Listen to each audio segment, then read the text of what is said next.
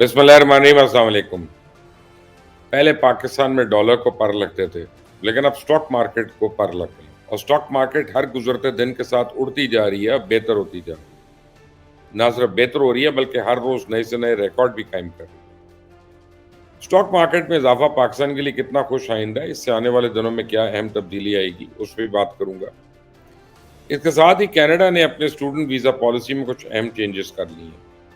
چونکہ پوری دنیا کے ساتھ ساتھ پاکستان سے بھی ہزاروں طالب علم کینیڈا جاتے ہیں، وہ وہاں کے سال میں ہیں، اور کیوں طالب علم کینیڈا جیسے ترقی یافتہ ملک میں خیموں پہ رہنے میں مجبور ہیں، تو اس تبدیلی بھی بات کروں گا۔ لیکن آگے بڑھنے سے پہلے آپ نے اگر ابھی تک اس چینل کو سبسکرائب نہیں کیا تو کر لیجئے گا، بیل آئیکن کو پریس کرنا مت بھولیں۔ ایسے وقت میں جب پاکستانی معیشت مشکلات اور بحران کا شکار ہے، ملک کا صنعتی شعبہ جو ہے مصائب میں گھرا ہوا ہے، ایکسپورٹس نہ ہونے کے برابر ہے، ایک عام پاکستانی مہنگائی کی وجہ سے کافی مشکلات کا شکار ہے، جس میں تازہ ترین ہفتوں میں گیس اور بجلی کی قیمتوں میں اضافہ ہونے والا اضافہ ہے۔ ملک میں پیٹرولیم مصنوعات اور اشیائے خوردنوش کی قیمتوں میں بھی ابھی تک بلند سطح پہ موجود ہیں۔ ایسے میں سٹاک مارکیٹ کا اوپر جانا پاکستان کے لیے کافی اہم ہے، خاص کر پاکستان اور آئی ایم ایف کے درمیان معاہدے کے لیے بہت ضروری ہے۔ پاکستان کو آئی ایم ایف سے $70 کروڑ کی قسط ملنی ہے، جو پاکستان کی بیرونی فائنینسنگ کے شعبے کے لیے نہایت ضروری سمجھی جا رہی ہے۔ ابھی جب ہمارے نگران وزیر اعظم اور ان کے ساتھ آرمی چیف یو اے ای گئے تھے تو وہاں پر بھی آئی ایم ایف کے ڈائریکٹر نے پاکستان کے معاشی اقدامات کی تعریف کی۔ اس کاروباری ہفتے میں سٹاک مارکیٹ انڈیکس نے ایک دن میں تقریباً 66 سے 66,000 پوائنٹس کی سطح جو تھی اس کو کراس کیا، اور انڈیکس ملکی تاریخ کی بلند ترین سطح 66,223 پر بند ہوا، اور معاشی ماہرین تو یہ بھی کہہ رہے ہیں کہ سٹاک مارکیٹ ابھی اور مزید اوپر جائے گی اور آنے والے مہینوں میں مارکیٹ 70 سے 75,000 پوائنٹس اوپر جا سکتی ہے۔ تو اب سوال یہ ہے کہ اتنی مہنگائی کے باوجود سٹاک مارکیٹ کیسے اوپر جا رہی ہے؟ اس کا جواب یہ ہے کہ خراب ترین حالات کے باوجود پاکستان کے کچھ معاشی اشاریوں میں حالیہ ہفتوں میں تھوڑی بہتری بھی آئی ہے۔ کرنٹ اکاؤنٹ کا خسارہ اس میں کمی ہوئی ہے، ڈالر ایکسچینج ریٹ بھی آپ کو نظر آ رہا ہوگا کچھ عرصے میں ذرا سٹیبل ہوا ہے، ورنہ اس سے پہلے ہر ہفتے میں ڈالر کی فلکچویشن اتنی زیادہ ہوتی تھی کہ مارکیٹ میں عدم استحکام کی وجہ سے معاشی حالات ہی نہیں سنبھل رہے تھے اور مہنگائی میں مزید اضافہ ہو رہا تھا۔ تو سٹاک مارکیٹ میں اضافے کا مطلب ہوتا ہے کہ پاکستان کی معیشت بہتری کی طرف جا رہی ہے، اور اس پہ جو کالے بادل منڈلا رہے تھے اب ان میں کمی آنا شروع ہو۔ تو اس کا یہ بھی مطلب ہے کہ پاکستان میں کاروبار کے مواقع بڑھ رہے ہیں، کیونکہ جس بھی کمپنی کے شیئرز جو ہیں اس کی قیمت اوپر جاتی ہے تو مارکیٹ میں استحکام پیدا ہوتا ہے، اس کی دیکھا دیکھی مزید لوگ کاروبار میں حصہ لینا چاہتے ہیں، سرمایہ کاروں کا اعتماد بحال ہوتا ہے۔ اس لیے سٹاک مارکیٹ میں حالیہ اضافہ جو ہے وہ پاکستان کے لیے بیرونی سرمایہ کاری کے لیے کافی اہم سمجھا جا رہا ہے، بلکہ کافی حد تک اضافہ ہوا بھی ہے۔ تو پاکستانی سٹاک مارکیٹ جو ہے اس میں بیرونی سرمایہ کاری کے اعداد و شمار کے مطابق نومبر کے مہینے میں مارکیٹ میں $3.5 کروڑ کی سرمایہ کاری ہوئی، جو 6 سال کی بلند ترین سطح تھی۔ تو امکان تو یہ بھی ظاہر ہے کہ اس سال سٹاک مارکیٹ میں $20 سے $30 کروڑ کی بیرونی سرمایہ کاری بھی آ سکتی ہے، اور یہ بھی تاریخ میں بلند ترین سرمایہ کاری ہوگی۔ سرمایہ کاری ہوگی، آئے گی، کاروبار کے مواقع ملیں گے، ڈالر میں مزید کمی ہوگی، مہنگائی بھی کم ہوگا، تیل کی قیمتیں بھی کم ہوگی۔ بلکہ اب آنے والے دنوں میں اگر برکس کا معاہدہ ہو گیا، جس کے کافی حد تک امکانات روشن ہیں اور ڈی ڈالرائزیشن کی طرف جا رہے ہیں تمام مڈل ایسٹ کے ممالک، اور ڈالر میں کاروبار کی بجائے اگر لوکل کرنسی میں کاروبار شروع ہو جاتا ہے تو اس کے مزید اچھے اثرات پڑیں گے، ڈالر مزید گرے گا، گھٹنوں کے بل گرے گا۔ تو پاکستان اگر دوسرے ممالک کو تجارت کے لیے انڈیا اور افغانستان کو راہداری دے گا تو اس کا بھی ڈائریکٹ فائدہ پاکستان کو ہوگا۔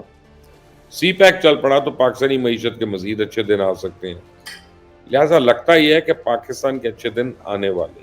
دوسری اہم خبر کینیڈا کے حوالے سے ہے۔ کینیڈا ایک ایسا ملک ہے جہاں پوری دنیا سے، خاص طور پہ غریب ممالک سے سب سے زیادہ لوگ بسنے کے لیے آتے ہیں، وہاں کاروبار ڈھونڈتے ہیں۔ اگر آپ کینیڈا جائیں تو وہاں بستیاں کی بستیاں ایسی ہوں گی جہاں آپ کو ہر تیسرا شخص یا تو انڈین یا ساؤتھ ایشین نظر آ رہا ہوگا۔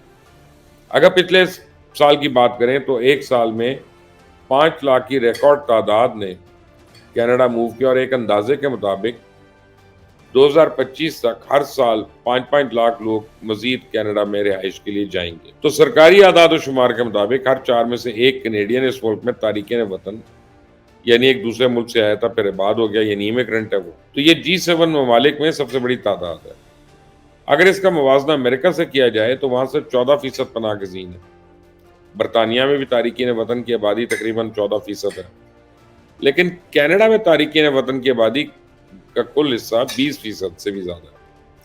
تو اس میں کچھ لوگ پڑھنے جاتے ہیں، کچھ کام کرنے جاتے ہیں، کچھ پورے خاندان کے ساتھ وہاں رہنے کی نیت سے جاتے ہیں۔ لیکن اب جس طرح برطانیہ نے اپنی امیگریشن کی پالیسی میں تبدیلی کی ہے، سیدھا کینیڈا نے بھی بیرون ملک سے تعلیم حاصل کرنے کے لیے آنے والے طلباء کے لیے اپنی امیگریشن پالیسی میں نئے قوانین کا اعلان کیا، جو کہ 1 جنوری 2024 سے نافذ العمل ہوں گے۔ آپ جب کسی ملک میں پڑھنے کی نیت سے جاتے ہیں تو وہاں کی حکومت آپ سے بینک سٹیٹمنٹس مانگتی ہے۔ انہوں نے یہ بھی دیکھنا ہوتا ہے کیا یہ شخص واقعی یونیورسٹی کی تعلیم حاصل کر سکتا ہے، کیا یہ اتنی فیس افورڈ کر سکتا ہے۔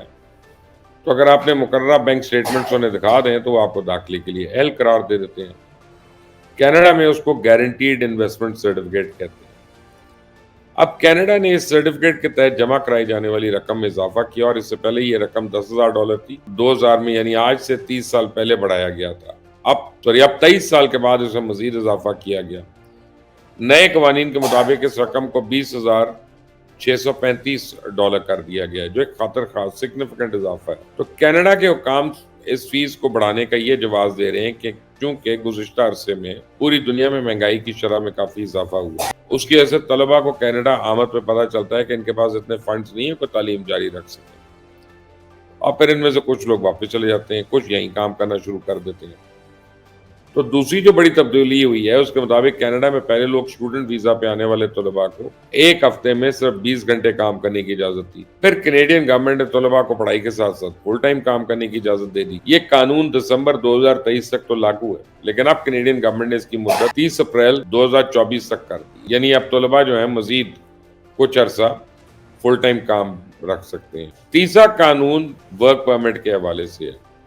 تو کرونا کے دوران لیبر مارکیٹ کی ضروریات پوری کرنے کے لیے کینیڈا نے عارضی بنیادوں پر ورک پرمٹ کی مدت میں 18 مہینے کا اضافہ کیا تھا۔ تو کینیڈا میں 2 سال تک تعلیم حاصل کرنے والا شخص اپنی تعلیم مکمل کرنے کے بعد 3 سال کا ورک پرمٹ حاصل کر سکتا تھا، لیکن اب 18 مہینے کا مزید ورک پرمٹ حاصل کرنے کا اصول جنوری سے ختم۔ چوتھی بڑی وجہ جو ہے کینیڈا میں رہائش کا مسئلہ ہے۔ کینیڈین حکام بھی کہہ رہے ہیں کہ وہ تعلیمی اداروں کے لیے لازم بنائیں گے کہ صرف ایسے طلباء کو داخلہ دیں جن کے لیے ان کے پاس ضروری سہولیات ہوں، جیسے رہائش دستیاب ہو، کیونکہ ماضی کے مقابلے میں کینیڈا میں اب رہائش اتنی مہنگی ہو گئی ہے، اور اسی وجہ سے طلباء کی بڑی تعداد تہ خانوں میں رہنے پہ مجبور ہے۔ کچھ طلباء نے وہاں پہ خیمے لگائے ہوئے ہیں اور وہ آن کیمپس رہنے پہ مجبور ہیں۔ رہائش کے ساتھ ساتھ کھانا ایک الگ مسئلہ ہے۔ تو ان تمام مسائل کو حل کرنے کے لیے کینیڈا بھی مجبور ہے کہ وہ اپنی امیگریشن پالیسی کو ری وزٹ کرے، نظر ثانی کرے، اور ہم جیسے ممالک کے لیے ایک اور جواز ہے کہ جتنا جلدی ہو سکے اپنے ملک کا نظام ٹھیک کر لیں، ورنہ نہ ویزا دینے کے لیے مغربی ممالک کے سفارت خانوں میں اس وقت لاکھوں ایسی درخواستیں وہ کلیئر ہی نہیں کر، کیونکہ آگے تو جگہ ہی نہیں، ساری کی ساری درخواستیں وہیں رہ جانی ہیں اور نئی درخواستیں انہوں نے قبول نہیں کرنی ہیں۔ تو ذرا سا اللہ کرے کہ پاکستانیوں کو بھی ہوش آئے اور ہم خود اپنے ملک کو ہی ذرا بہتر کر لیں۔ اس چینل کو سبسکرائب کریے گا، بیل آئیکن کو پریس کریے گا۔ انٹل دی نیکسٹ ٹائم، اللہ حافظ۔